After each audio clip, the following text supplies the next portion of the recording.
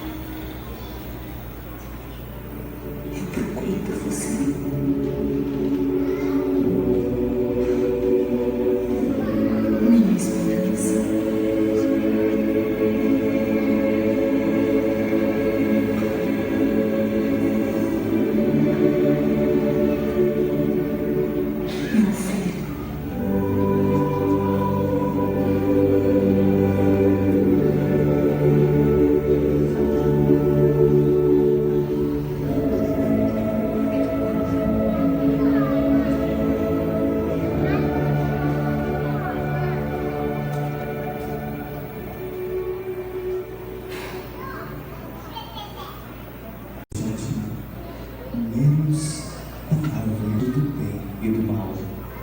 Não coma a fruta dessa árvore, pois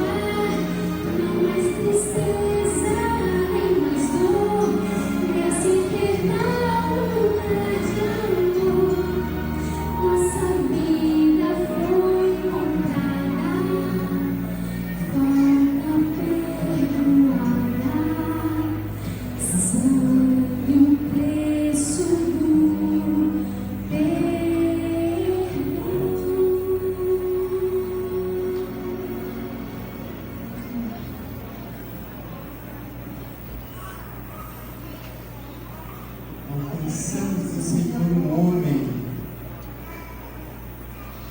Então, olha só, você acredita que você está vendo? Isso é um milagre.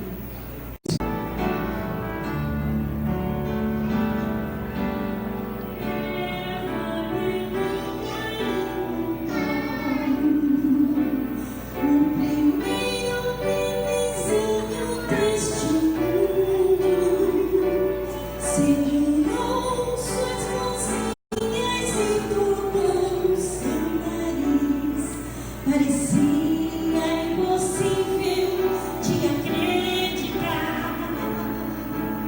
Como é possível ser assim?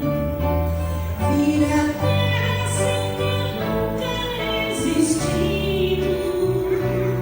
Um milagre da vida se vê em todos nós. Somos retratos de Deus.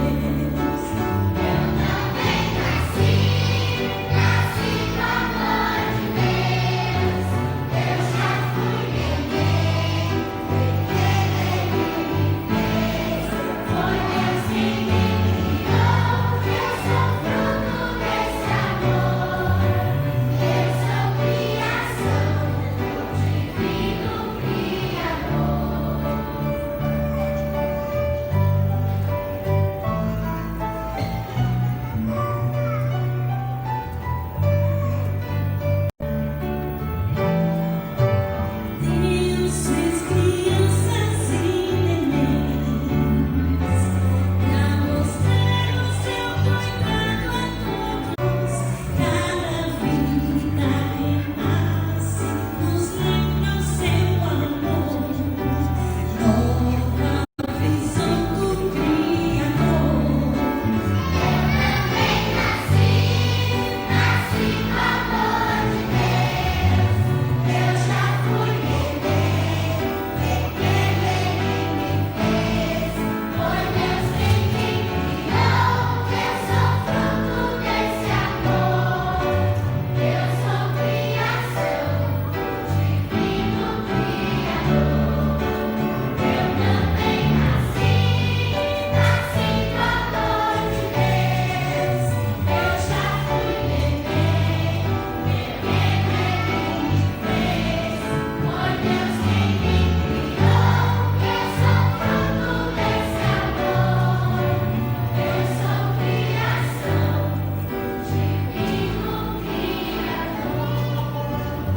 Eu sou criação do divino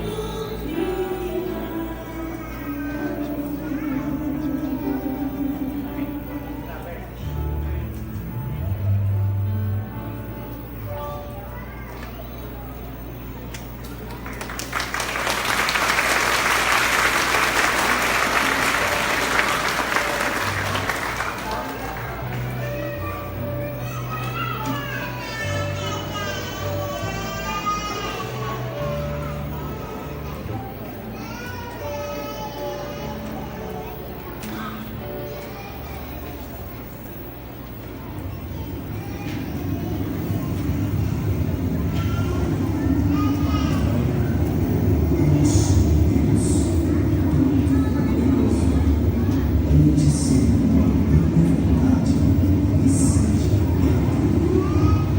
eu te abençoarei e multiplicarei a sua descendência.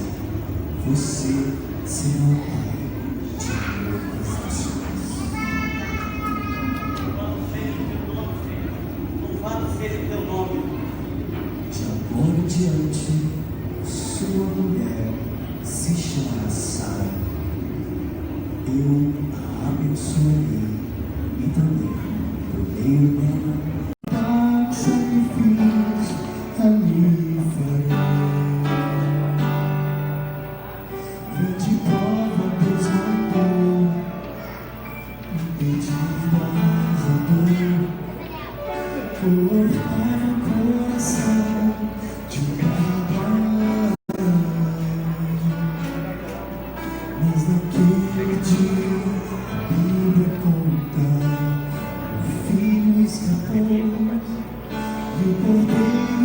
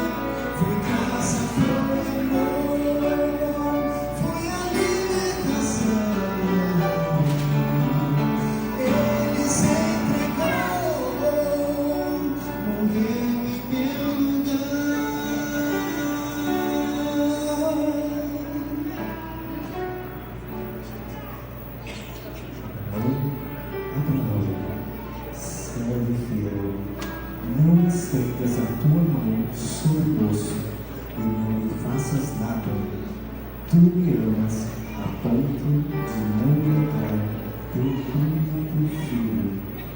Por isso, hoje honrei o filho que te dei, mas o teu não será poupado.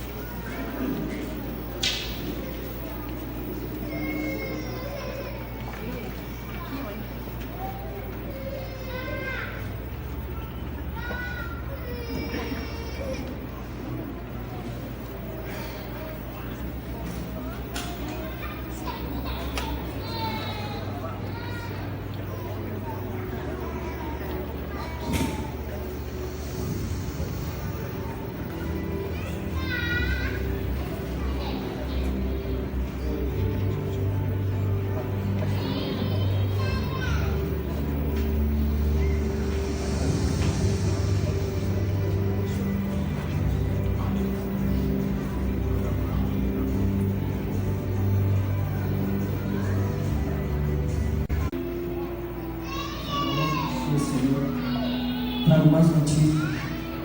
Os hebreus nos amam mais do que os próprios habitantes do Egito. Estamos pegando controle sobre eles. Eles vão nos expulsar da nossa própria terra. Certo? Ordeno que falem para todas as parteiras para matarem todos os nascidos meninos. Soldados, todos os bebês, quero que vocês joguem no rio.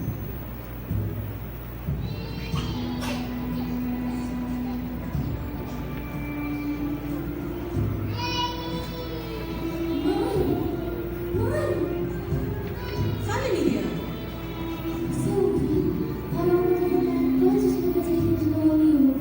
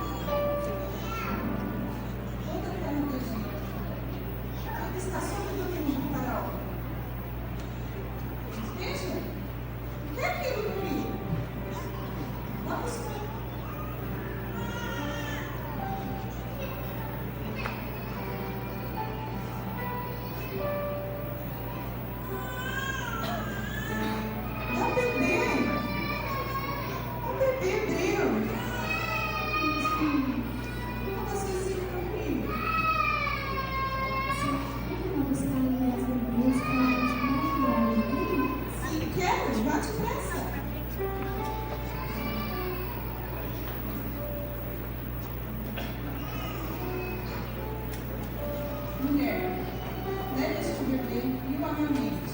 Por isso o Senhor será Pai. Seu nome será Moisés, porque das águas foi tirado.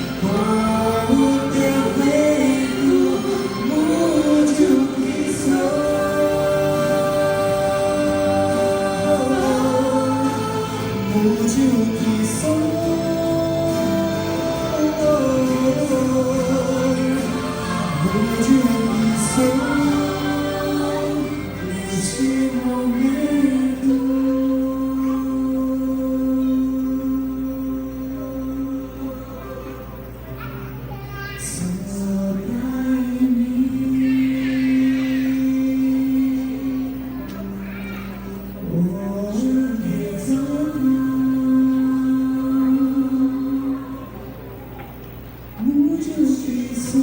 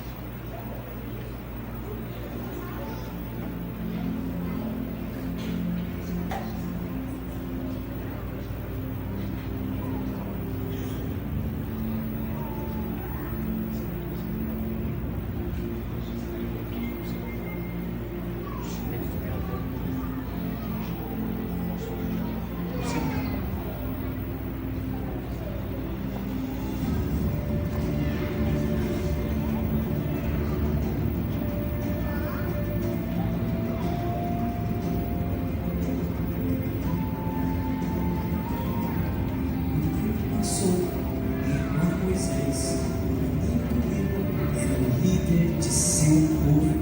Agora Moisés era o libertador.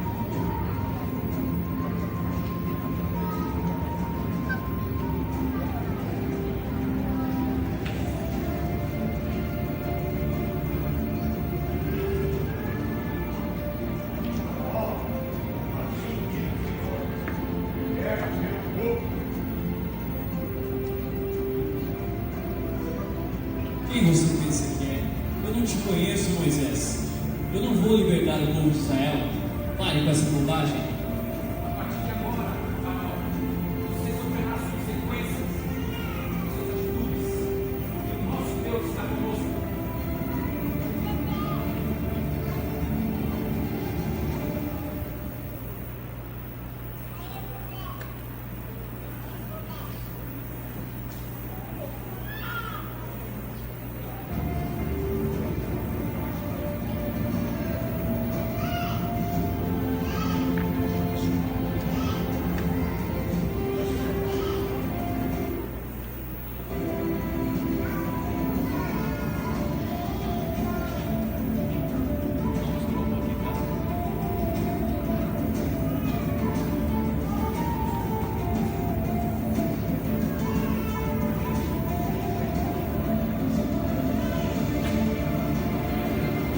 Darei a você um coração novo e porei em você o meu espírito.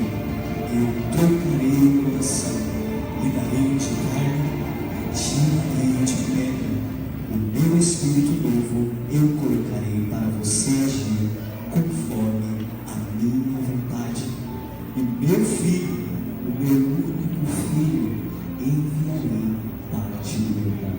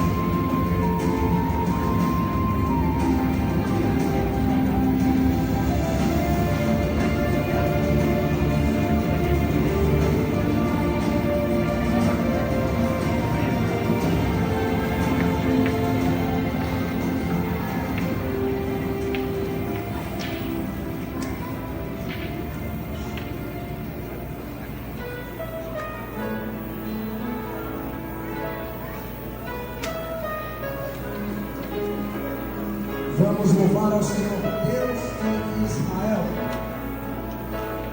Todos assentados.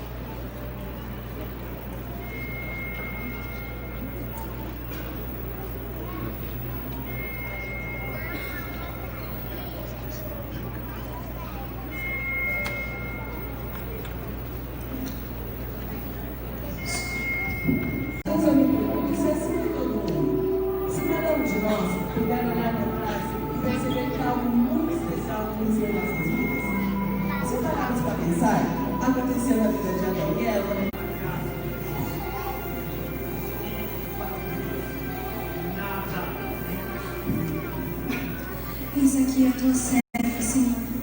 Cumpre, Senhor, conforme a tua palavra. Houve uma noite tão maravilhosa, mas tão maravilhosa na minha vida, que eu jamais me esqueceria dela, mesmo que eu quisesse. Ela começou de uma forma muito normal. Meu irmão e eu estávamos cuidando das ovelhas do nosso pai, coisas que nós fazíamos quase todas as vezes.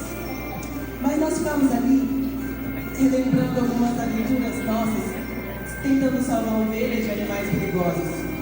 Foi até que eu percebi que o céu ficava cada vez mais brilhante. De repente, um homem alto, brilhante como uma estrela, apareceu diante de nós. Mesmo sabendo que anjos não existem, nós nunca tínhamos visto algum. Nós ficamos sem reação, parados, calados, para falar a verdade, morrendo de medo. Foi até que o anjo disse: não tenham medo, eu trago boas novas de alegria. Há de nascer Cristo, o Salvador. E então, com a rapidez de um trovão, o céu se encheu de centenas de anjos, todos louvando e glorificando o nome de Deus. Mesmo que eu vivesse 1000 anos, eu jamais me esqueceria daquela música de louvor e adoração. Naquela noite, um milagre aconteceu.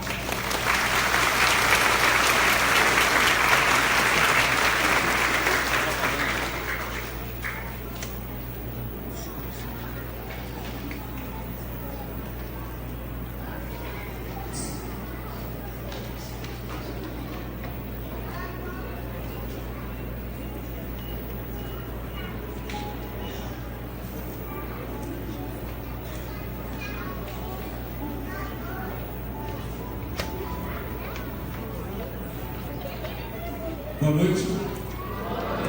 Como é bom estar aqui reunidos na casa de Deus, na certeza de que Natal, acima de tudo, é a oportunidade de renascer, eu e você, segundo a vontade do nosso Senhor Cristo Jesus. Uma coisa que algumas pessoas têm me perguntado, como ministro, como pastor do distrito, da igreja, é se é realmente e quão emocionante acompanhar as crianças ensaiando no coral, uma pessoa que se entrega uma festa, um testemunho batismal, pregar, falar do amor de Deus. É emocionante? Sim, demais. E uma pergunta que sempre me fazem é: pastor, você se emociona, você se entrega, você chora? É sempre a mesma coisa? Ou é de cada vez, cada dia, cada forma é diferente? Até algum tempo atrás eu não sabia explicar, mas eu descobri uma coisa: a razão, o motivo da emoção, das lágrimas. Eu vou contar hoje para você porque eu me emociono quando eu falo de Cristo, de Jesus, do Natal, da Natividade, da esperança. Eu me emociono, as lágrimas aparecem por um motivo simples, que talvez você ache, no mínimo, curioso. Eu ainda não me acostumei com o Evangelho. O Evangelho ainda me espanta. O Evangelho ainda me constrange. As boas novas da salvação em Cristo Jesus me tiram do sério, me incomodam de tal forma que me tira da zona de conforto. E quando eu mais preciso, a mesma palavra, ou a mesma história, o mesmo Evangelho, a mesma cruz, o mesmo Jesus me conforta. Somente a palavra de Deus, o Evangelho, a história de Cristo tem esse poder de incomodar o acomodado e de confortar o abatido. É por isso que muitas vezes eu choro, eu me emociono, porque eu ainda não me acostumei com uma história tão maravilhosa. Eu vou confidenciar para vocês, hoje aqui, agora, minha maior dificuldade como pastor. Não é ler e acreditar naquilo que está escrito, mas é ler, acreditar, temer e tremer até sobre aquilo que não está escrito de forma visível. Você sabia disso? Que a Bíblia tem textos visíveis e outros invisíveis aos olhos do homem, mas visível pelos olhos da fé.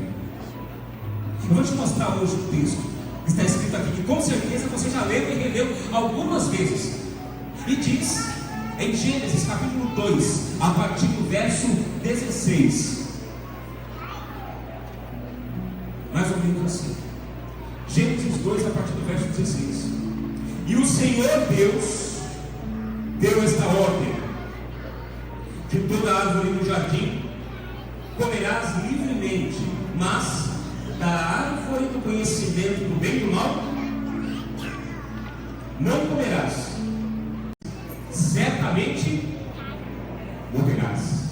Você conhece o texto, está escrito aqui: vocês poderão comer, dizia o Senhor ao casal adâmico, menos da árvore do conhecimento do bem e do mal, porque no dia que isso acontecer, certamente vocês vão morrer. Não conseguimos ver, aqui está escrito: no dia que vocês comerem desse fruto, vocês vão morrer, mas se vocês morrerem, eu também estou disposto a morrer por amor, e reviver e ressuscitar para resgatar vocês.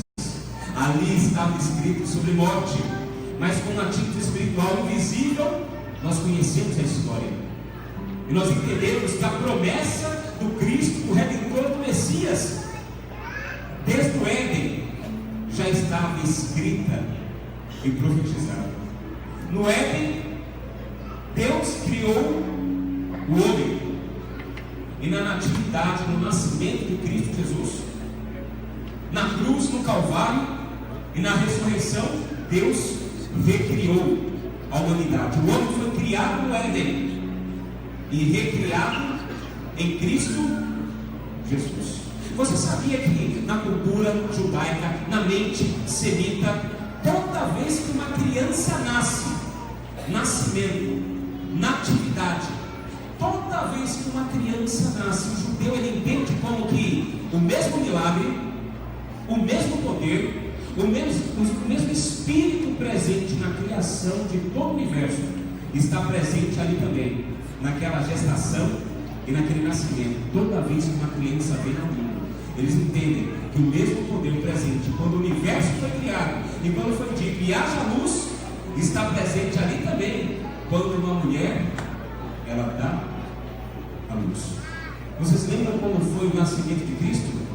Luz à meia-noite, e houve luz, e na sua morte, trevas, do meio-dia até as 3 horas da tarde. Luz em seu nascimento, luz à meia-noite, e trevas ao meio-dia, porque ele foi entregue. E ainda assim, muitos homens até hoje não conseguem entender e acreditar que sim, é o Messias prometido, a criança, não somente o Filho de Deus, mas Deus, Filho, habitando entre nós, Emmanuel, Deus comigo e Deus em mim. Toda vez que eu lembro dessa história do nascimento, da natividade, da questão do Natal, Deus nos concedendo o Redentor, o Salvador, eu me lembro da ansiedade e da esperança de ser pai. Eu tenho um casal, o Pedro e a Sara, e eu presenciei o nascimento dos dois. Eu lembro quando o Pedro nasceu, eu estava ali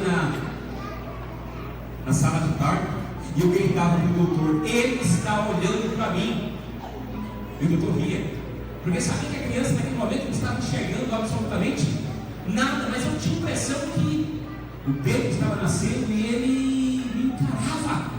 E até hoje eu tenho que tirar da minha mente que realmente ele estava me olhando. E o que dizer quando a Sara, a Sarinha, a minha filha, nasceu? Foi um momento muito, muito emocionante.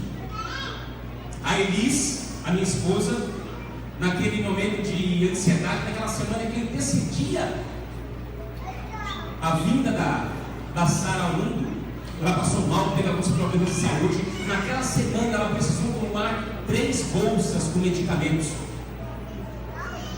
No momento do parto eu acompanhei, e isso num hospital em volta, uma equipe médica, tecnologia. Agora você consegue imaginar José e Maria naquele ambiente de saúde, aguardando a expectativa, o Messias prometido. É muita ansiedade, muita emoção. Eu lembro que o doutor, durante o trabalho de parto da Sara, ele falava com a outra médica que estava por ali e dizia: olha, eu não estou conseguindo, não vai dar. E eu escutava aquilo e orava, falava: Senhor, tem misericórdia. Tanto tempo, tantos preparativos, e será que não vai dar certo justo numa hora como essa?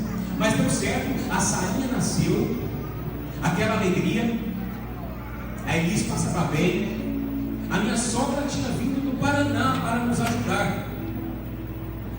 E eu então ali saí com o Pedrinho do hospital, nosso primogênito, com a tarefa de ir até em casa, buscar algum mantimento, roupas, tomar um banho, recobrar ali a vitalidade, talvez dormir um pouco e regressar para o hospital. Mas o que ninguém esperava era que no meio do caminho um acidente iria acontecer. Garoa, um pouco de água, chuva, olho na pista, eu perdi o controle do nosso carro. Se você já passou por algo parecido, você sabe como isso é inconveniente, é uma situação, uma sensação horrível. Você não ter o controle das coisas em tuas mãos. Já passou por isso? Quando tudo foge ao controle, nada responde, nem freio, nem embreagem, nem no volante, nem nada. O carro rodopiava na pista. E por Deus, eu me choquei com um outro carro que estava estacionado. E ali o nosso carro parou. A primeira coisa que eu pensei quando eu saí do veículo foi: como está o meu filho? Eu fui lá ver o Pedrinho, ele estava bem. Uma família saiu de uma casa e disse: olha, o que foi que aconteceu? Eu não sabia, não tinha nem como explicar. Eles pegaram o Pedrinho, que estava muito assustado, levaram para dentro da casa deles. E aí o dono do carro que eu havia coletido, ele vinha chegando. Ele estava totalmente embriagado. Só que a culpa não era dele, a culpa tinha sido minha. O carro dele estava parado. Eu mostrei ali a minha credencial, me apresentei com o pastor, disse: olha, eu não vou te casar. O carro é segurado. Você vai ter tudo que você merece. Eu não vou de nenhuma forma me evadir da minha responsabilidade. E minha cabeça estava a mil. Minha filha recém-nascida no hospital, minha esposa recém-operada, e eu ali envolvido em um acidente. Não existia momento pior para o acidente acontecer. Liguei para o socorro, para o guincho, falei com ele, tiramos ali os documentos, foto. E quando eu tinha praticamente resolvido aquela primeira parte do problema, eu lembrei que o Pedrinho não estava mais comigo. Eu fui procurar ele, me disseram que ele estava dentro de uma casa. Meu filho, uma família que eu nunca tinha visto antes. E eu entrei todo molhado de chuva na sala de estar daquela família. E o Pedrinho estava ali vendo um desenho e colocaram ali uns cookies, uns biscoitos, um suquinho para ele se acalmar. Me direcionaram a uma poltrona ali também. E as pessoas ficam conversando comigo: vem cá, o que é que o senhor é? O que é que o senhor faz? O senhor trabalha com ninguém? Normalmente eu não vou direto ao ponto. Eu não digo que eu sou pastor. Eu tenho medo de acanhar as pessoas, de afastar, de assustar. Eu não quero que eles pensem assim: mas esse rapaz é pastor, ele vai querer pregar para mim, vai querer me doutrinar. Normalmente eu não digo, mas naquele momento eu não estava com a cabeça para nada. Eu falei: eu sou pastor da igreja adventista do sétimo dia. As pessoas me olhavam meio que assustadas, mas como o senhor chegou até aqui? Eu disse: olha, a minha filha acabou de nascer agora pela manhã, e a minha esposa está operada no hospital, e a minha filha recém-nascida me espera. Eu não sei o que eu vou fazer, eu não sei nem o rumo de casa. Um homem que estava sentado assim à minha frente levantou, saiu por uma porta, mas não deu 5 minutos, ele voltou com uma pequena multidão. Fez sinal para as pessoas assentarem na sala. Tinha nem lugar direito para andar por ali. E ele falava assim para mim: pode falar, está todo mundo aqui. E eu pensava: eu vou falar? Vou falar o quê? Eu vou falar o quê para quem? Eu não conheço ninguém aqui, não tem o que fazer. Eu não vim até aqui porque eu quis, eu não estou aqui para testemunhar. Foi um acidente, eu não queria estar aqui, eu não queria estar nessa situação. E aquele homem, quando viu que eu estava confuso, ele me pediu a palavra. E eu dei a palavra. E ele dizia assim: olha, eu vou contar para o senhor algo que ninguém aqui sabe, é certo. Eu, Deus e a minha esposa. Há mais ou menos umas 2 semanas atrás, eu estava no meu quarto e eu não suportava mais. Eu ajoelhei, eu, Deus e a minha mulher. E eu fiz uma oração. A oração era a seguinte: Senhor, eu não aguento mais. Eu não suporto mais levar essa vida que eu estou levando. Eu estou me enganando, eu estou enganando a minha família, eu estou tentando enganar o Senhor. Ele dizia, ele falava para confidenciar para os seus familiares o drama que ele estava vivendo. Ele falava assim: dentro de alguns dias, mais um ano vai se findar. Natal, festividades, Ano Novo, e eu continuo vivendo a mesma vida medíocre. Algo tem que acontecer. Eu não consigo mais viver desse jeito. Como está? Muda a minha vida. Intervém. Em nome de Jesus. Amém. Foi essa oração que aquele Senhor fez. E eu não consegui entender como eu me encaixava nessa história. E ele dizia: olha, eu estou afastado da igreja. Todas essas pessoas que você está vendo aqui são meus vizinhos e são meus parentes, e eles estão afastados também. Eu fiz uma oração e eu pedi a Deus que Deus interviesse em minha vida. E Deus falou comigo hoje, quando o Senhor entrou aqui em minha casa. O Senhor está passando por um momento difícil. Ele me dizia: sua filha, recém-nascida, e o Senhor se envolve num acidente, mas não foi por acaso, foi providência divina. Deus me mostrou que quando Cristo Jesus nasceu, Ele recebeu a visita de pastores, e hoje Deus enviou um pastor seu em minha casa, para minha família, para me visitar, para me mostrar que Cristo precisa nascer mais uma vez em meu coração. Meu irmão, meu amigo, minha amiga, minha irmã, Cristo Jesus, Ele quer nascer mais uma vez no seu e no meu coração. Será que você tem a coragem de fazer a oração que aquele pai de família fez? Senhor, algo precisa mudar, e esse algo sou eu.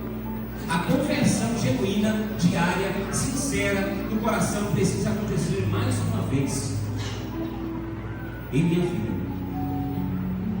e na sua vida também.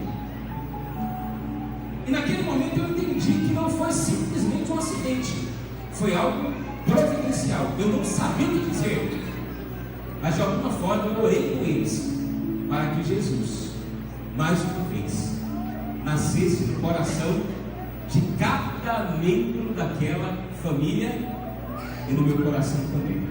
Eu aprendi de 2 anos para cá, porque é a idade que a Sarinha tem, a fazer esta oração: Senhor Jesus, mais uma vez, que nesta manhã, que neste dia, que nesta noite, Cristo mais uma vez venha a nascer em meu coração.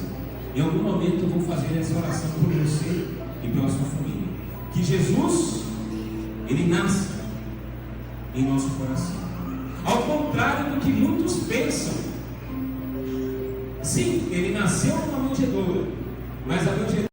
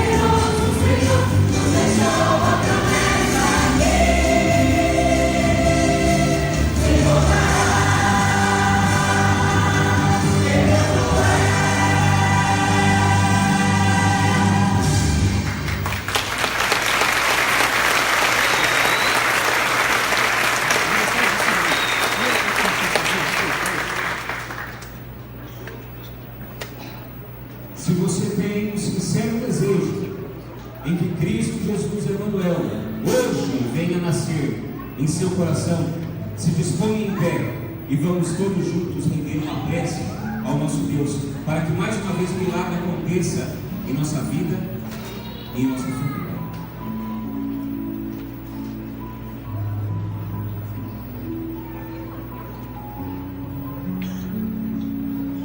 Esses últimos dias foram dias muito difíceis. Nós temos uma família que está aqui conosco, está participando, cantaram, ensinaram, e existe um integrante muito querido desta família que está lutando pela vida, diagnosticado com uma grave doença. Os médicos chegaram a documentar uma morte cerebral, mas o diagnóstico depois mudou de cena e nem os médicos, nem a equipe, nem a medicina consegue explicar o que estava acontecendo na vida deste rapaz. Mas a família está aqui, eles participam, eles cantam, e a igreja se une com eles também em oração. Nós acreditamos que o milagre não vai acontecer, já está acontecendo. Talvez não como eu e você imaginamos, mas segundo a vontade de Deus, o milagre sempre acontece. Eu gostaria que você, nesse instante, curvasse a sua fronte, fechasse os olhos, elevasse o pensamento a Deus e tivesse a certeza de que Deus aqui está e que Ele pode mais uma vez fazer com que Jesus brilhe em nosso coração. Vamos orar? Oremos então.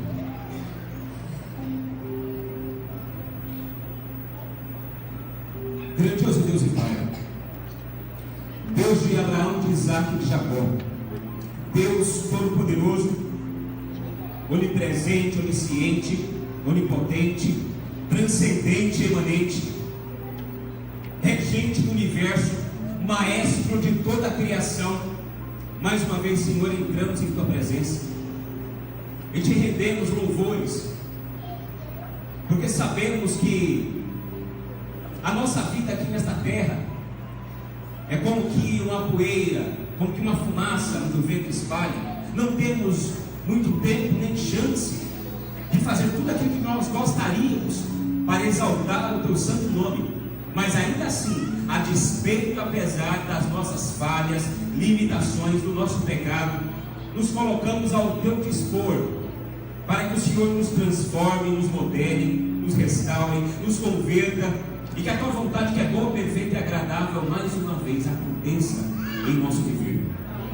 Apresentamos a cada família aqui representada como um verdadeiro altar vivo de adoração ao Teu santo nome. E o nosso clamor, o nosso pedido, o nosso anseio é que Cristo Jesus mais uma vez venha nascer em nosso coração, e que isso faça toda a diferença, que nossos pensamentos e sentimentos sejam transformados, transmutados de acordo com o Teu querer. Que nós venhamos a sair daqui deste santo local diferentes da forma ao qual adentramos. Que as pessoas possam olhar em nossa face, contemplar no brilho dos nossos olhos que somos sim uma nova criatura em Cristo Jesus, mas muito mais do que vencedores. Por isso nos alegramos, cantamos, oramos na certeza de que nesse Natal Cristo Jesus vai nascer na manjedoura do nosso coração. Abençoa, Senhor, a cada família aqui presente, e que mais uma vez o nosso clamor continue sendo: vem ser Deus em nosso viver. Oramos, pedimos e clamamos, e mais uma vez nos alegramos e o fazemos em o nome do nosso Senhor Cristo Jesus, que vive e reina por todo sempre. Amém.